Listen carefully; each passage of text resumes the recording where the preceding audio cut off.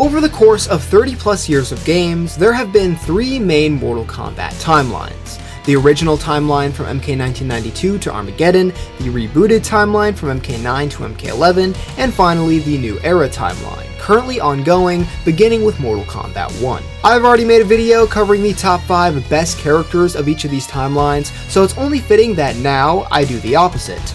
Hello my fellow Wannabes, and welcome to the top 5 worst characters of each Mortal Kombat timeline. The way I'll be judging who's the worst of each timeline is by seeing how much of a stain they are on the character's overall reputation and the timeline itself.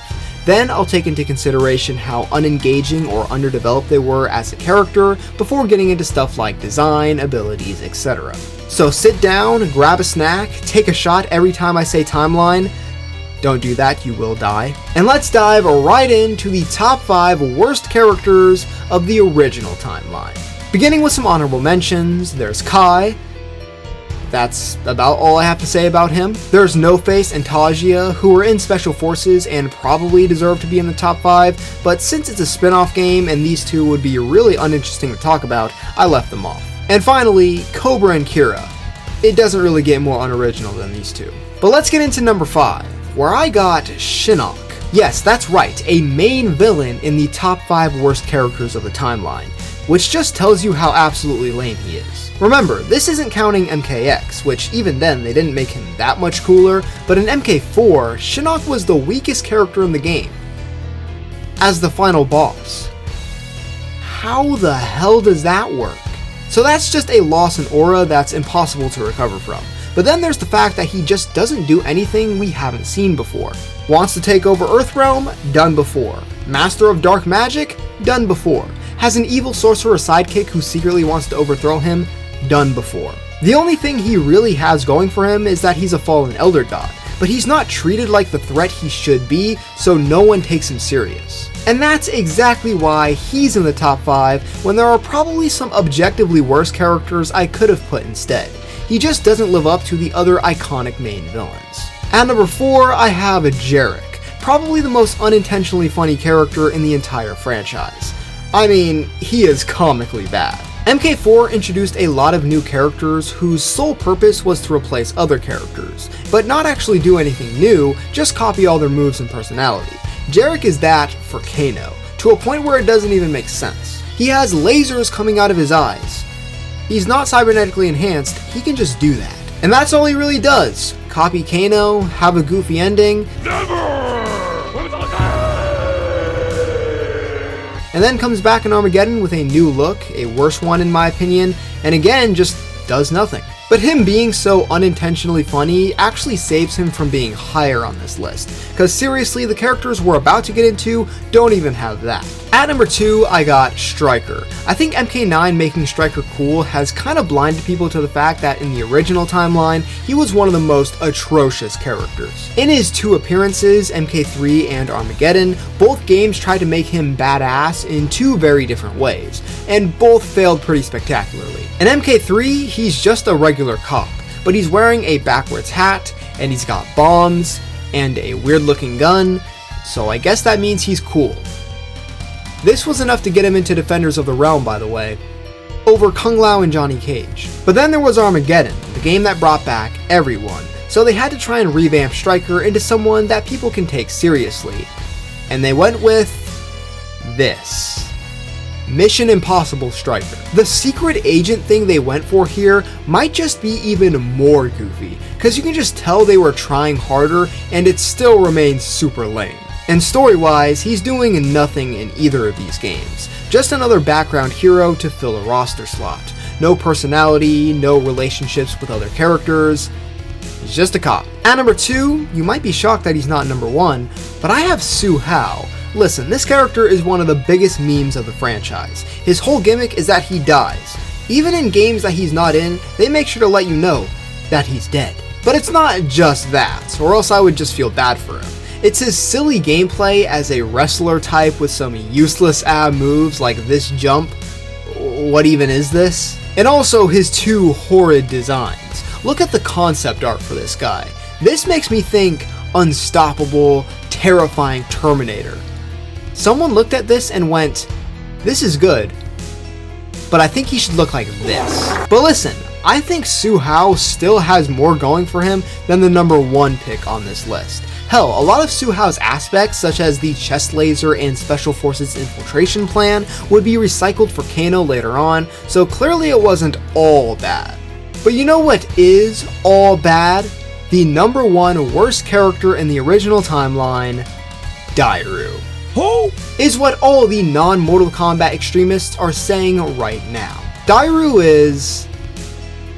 Wait, what is Dairu? Well, he has a horrid design, complete with the most bland color palette I've ever seen and an abomination of a hairstyle, the least memorable moveset and fatalities in the entire series, and a story they gave up on about 2 seconds in. If they changed literally everything about him other than his backstory, Dairu maybe could have been somewhat decent, since his origin of being a Sidon guard turned rebel for the Resistance after the death of his family is an intriguing setup. But then the writers were just like, this is too hard.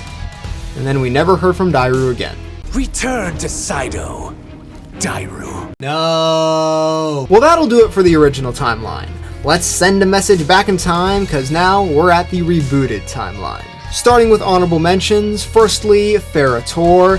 Just such a nothing burger of a character who shouldn't have been in MKX over people who were actually important, like Fujin, Serena, or Li Mei. Cetrion. A full-on elder god, not a fallen one like her brother, yet somehow she's even more lame. And finally, Kung Lao, for reasons mentioned in the video in the top right corner. But on to number 5, and I'm gonna break the rules here and have 2 in 1 slot, since I have basically the same things to say about each, and that's Reptile and Ermac. Both characters follow the exact same narrative here.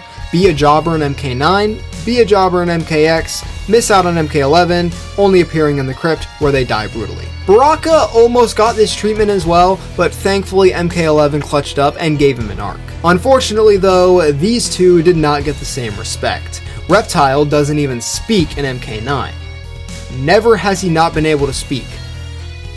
They just did that to make him worse for some reason. But hey, at least Reptile was never really anything to begin with. He had potential and certainly did more in the original timeline, but it's not like he had a real story or character arc. Ermac, on the other hand, was one of the best characters in the OG timeline. Going from Shao Kahn minion to resurrecting the heroes and fighting for the forces of light was dope. But then NRS came and said, yeah, let's just keep that first part and be done with it. At number 4, we just kinda mentioned him, Shao Kahn, another big bad in the top 5 worst characters. But this time, it's even worse because Shao Kahn was already established and they just butchered the dude. On the surface, in MK9, Shao seems fine and like how he always was, but digging deeper, he makes some really stupid decisions and comes across as a dumb brute who lets pride get in the way of what actually makes sense. This is in contrast to the original timeline. That Shao Kahn you could actually believe became Emperor of Outworld not through brute strength, but calculating intelligence. Can you really imagine Reboot Shao Kahn having the mental capacity to poison Onaga instead of just trying to run right through him? Cause I can't.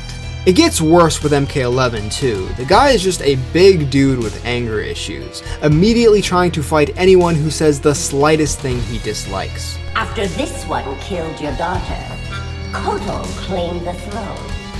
You killed Melina? You will die! The guy doesn't even question where he is first before trying to overthrow Kotal Khan. The OG Shao Kahn would be assessing the situation and trying to figure out what the hell was going on. And he definitely wouldn't be a willing lackey for Kronika, or lose to Katana, or be so easily outsmarted by Shang Tsung. What a fall from grace for the greatest Mortal Kombat villain, and it doesn't get better for him with the next timeline. Spoiler alert. Beginning into the top 3 now, the original timeline didn't have any characters I had a personal gripe with. Oh boy, these 3 personally offend my existence as a Mortal Kombat fan. Starting at number 3, D'Vorah. NRS had to know what they were doing, right? That they were creating one of the worst and most hated characters? Cause D'Vorah is a cool concept and all, her abilities make for some gross but also cool moves and fatalities, but killing 3 fan favorite characters and then never getting her comeuppance is genuinely insane for someone who's really just another henchman at the end of the day. Okay, Baraka wasn't too bad. Would I have preferred it to be someone else who killed him? For sure, but they were showing her loyalty to Kotal Khan. Baraka was a jobber, and it's an optional death anyway. But then Mileena, who gets a gross, agonizing, and kinda fetishy death, at that point it was already too far. But then the poster boy of the franchise, and not just any version of Scorpion by the way, the best, most developed version of him we've ever seen, Hanzo Hasashi, who climbed through a literal hell to restore himself and his clan, and he just gets poisoned and croaks to D'Vorah. It's not just that she did things I didn't like and that's why she's here. These are objectively bad and unsatisfying story directions, especially since she never dies or gets what's coming to her, not even in the animated movie. Why was she even in this? But before I get really heated and start seeing red, let's move on to number 2, Sindel. Oh, this is not gonna help. Now obviously, everyone's expecting me to rip into MK11 Sindel, and I will. But first, we gotta remember that Sindel was also in the previous 2 games. In MK9, it's retconned so that Sindel's, gotta be careful with YouTube, Harakiri, was actually a noble act of self-sacrifice to put a protection ward over Earthrealm. I really don't like this, since I don't like when any media paints that action as for the greater good, cause that's just weird. And then of course, she's resurrected by Quan Chi, instilled with the power of Shang Tsung, and goes on a massive killing spree of all the defenders of Earth. That is not how you set up a big threat, especially when you're gonna kill them off 2 seconds later. Then she's back as a Revenant in MKX, which is kind of funny because she dies, gets resurrected and mind controlled, then dies, and gets resurrected and mind controlled even harder. But MK11, Twindel as they call her, this is the worst dumbing down of a character in Mortal Kombat history. They took the complete, full circle, satisfying story arc of Sindel in the original timeline, where she goes from a victim of Shao Kahn who's resurrected and taken advantage of by him, to being redeemed by Kitana, and then redeeming Kitana from the same situation later on. It's amazingly well crafted, shockingly, but then they just made her evil. They made her into Yas, Slay Queen, Girl Boss. I love my big, powerful hubby wubby, and I disown my daughter. It's pretty rare to see pure evil women in fiction, so I think it's clear NRS just wanted a conniving, despicable female villain. But you literally have Kronika in the exact same story. Why couldn't you just have made her actually cool rather than massacring an established character? Oh yeah, and speaking of which, Kronika. The worst character of the rebooted timeline by a country mile.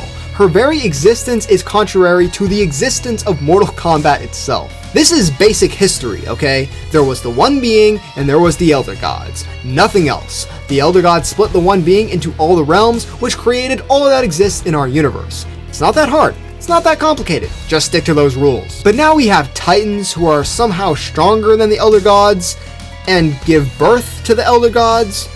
But before there was existence, it was the One Being and the Elder Gods. So how? But then we get to Kronika specifically, her bald-headed iPhone-looking ass. Kronika is the epitome of how not to do a villain. She does barely anything throughout the entire story, just sitting around waiting for her minions to do the hard work for her. I think NRS believes that we'll be intimidated by, whoa, she has all these big bads working for her, but no, we'll be intimidated by her actually doing evil stuff herself. And if she's this all-powerful Titan, why does she need a crown to restart time? What's the point of making a being above the Elder Gods if they're not even noticeably stronger than them? I mean, it took the power of multiple gods to beat Elder God Shinnok before he fell, but Kronika, who's supposedly even stronger than an Elder God, is beaten by one newly crowned god in Liu Kang. We could have had Onaga in this story instead, or Dark Raiden, or a version of Kronika who is written by someone who actually knows what they're doing. But no, and I personally think she is the worst Mortal Kombat character. But finally, we're at the present day timeline, the new era of Mortal Kombat 1. There's only one game to work with, so it's pretty easy to see who stands out as the worst. For honorable mentions, I got Reiko, just does absolutely nothing. Then Rain, I just don't like the wizard staff and mage aesthetic he has now, always prefer the ninja look. And he also doesn't do too much in the story besides the alternate version of him in Chaos Reigns. And the final honorable mention, Kung Lao. Wow, honorable mention 2 times in a row. That's almost worse than being on the actual list. On to number 5 though, I got General Shao. Shao is the only character to be on 2 separate lists for different timelines, and I think it's very much deserved. The dumbing down is even worse in Mortal Kombat 1. Firstly, just the name, General Shao, I can't take that seriously. It feels like such a downgrade that his intimidation factor is already in the ground. But then there's his personality being the exact same as MK11, just a brute who wants mindless power and control. There was an interesting opportunity here to give Shao a good reason to rebel against Sindel. Maybe there's a controversial major issue that maybe Shao is even right about, but tries to fix in the wrong way. Think of Killmonger in Black Panther. But instead they make him boring, and he loses, even with the power of Shinnok's amulet. Shao Kahn in the original timeline with Shinnok's amulet would win. Straight up. Everything. This geezer has zero competency at anything. Moving on to number 4, I got the new era Sector, another character who just grinds my gears. No pun intended. Firstly, the gender swap thing isn't really a huge deal to me, but obviously I prefer the normal Sector. My main issue is how they just make her infuriating, and obviously that damn relationship with Bi-Han. Sector and Bi-Han in the original timeline, or even the rebooted one, don't interact once. But now they want to make them super close, and like the Sindel twist, they want to make this evil power couple. Hell no. That's weird. So that's just not it, and also I hate her personality. She's one of those characters that's super crappy to everyone, does crappy things, and is just never truly punished for it. The original Sector we all know was an a-hole, but never really unlikable. This version just gives me a migraine every time she's on screen, and then gets rewarded at the end with being the new leader of the Lin Kuei. Also, the Madame Bo thing is just stupid. What are we doing?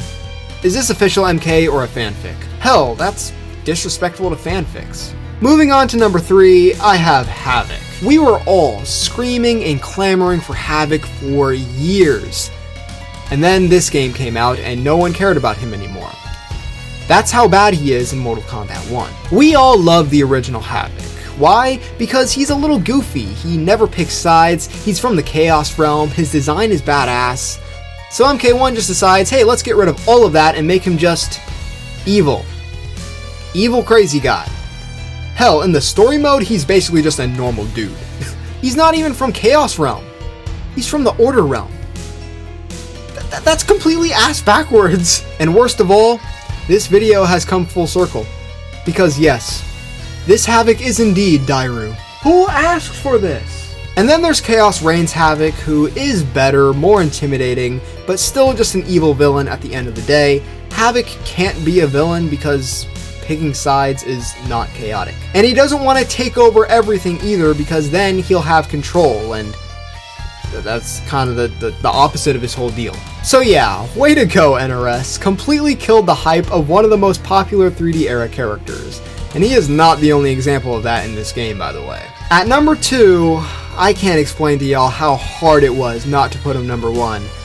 I have Bi-Han / Noob Saibot. I mean, I think I've talked to death about why this version of the character sucks so bad. It's my most popular video. But to summarize, they take a character that was complex, who had been beaten down and desensitized from birth, yet still had the humanity left to feel compassion for someone in a similar situation, but then never gets to fully redeem himself since the sins of his past comes back to haunt him.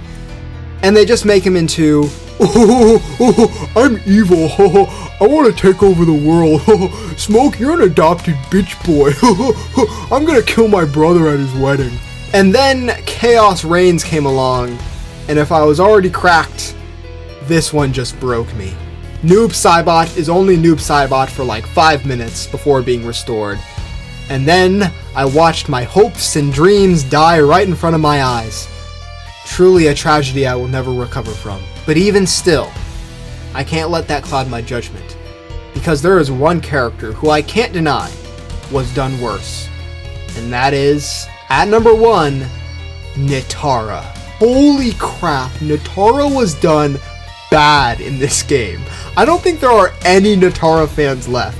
We were all asking for her to come back, and I think we all regret it. Okay, the elephant in the room is Megan Fox. Even if this character was written well, all of that gets thrown out the window because of how awful the voice acting is. Not even just the acting itself, but even the dialogue she's given. I low-key don't even blame Megan Fox for fumbling. Just advice, take some voice acting lessons, or maybe just play a robot instead. Oh yeah, there you go. But even ignoring that, Nitara's design is not that great in my opinion. The purple parts kind of throw off the balance, and I think it should have been a more darker tone. And also, her story is non-existent. Like, yeah, she has the same basic story of being a part of an oppressed vampire race, but literally nothing is done with it. They sacrificed her entire character, personality, and story to have a Megan Fox voice her. Not even 100% of the time, because her grunts are played by someone else, who probably would have done a better job. So even though I hate what they did to my boy Bihan, and I think his character is mutilated beyond recognition, Nitara fans, you take the cake. Clearly, you have the most butchered character. I won't deny it. But that'll do it for this one. You guys let me know in the comments down below what your top 5 worst characters are for each timeline. Subscribe and leave a like if you want, and that wraps on this one, my fellow oddities. I'll see you next time.